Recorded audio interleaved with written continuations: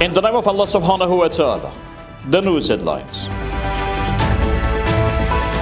Meeting between the ambassador of Afghanistan and his Uzbek counterpart in Russia. The graduation of nearly 250 youths from training programs under the provincial departments of information and culture in Urooj province. And the telephone conversation between the foreign minister of Iran and Saudi Arabia. Welcome to the news package. Thursday, the 2nd of Ramadan al-Mubarak, 1447, the 30th of Tal, 1404, and the 19th of February, 2026. The news details. Maulavi Gul Hassan Hassan, the ambassador of Islamic Emirate of Afghanistan in Russia, met with Baturjan Zakurovich Asadov, the ambassador of Uzbekistan in Russia.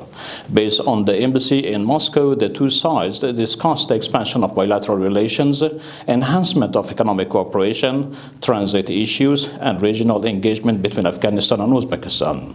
Both sides emphasized the importance of further strengthening joint cooperation. It was also stressed during the meeting that the situation in Afghanistan should be assessed based on realistic conditions and constructive perspective. The Minister of Information and Culture reports that nearly 250 young people have graduated from computer and English language courses at educational centers affiliated with provincial departments of information and culture in Urooj and Urooj provinces. The ministry added that the youth play a vital and fundamental role in the country's progress and development.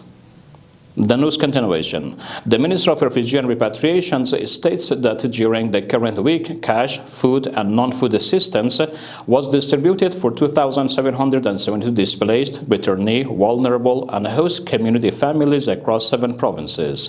The assistance was delivered to families in Kabul, Laghman, Nangarhar, Logar, Ghazni, Balkh, and Farah provinces.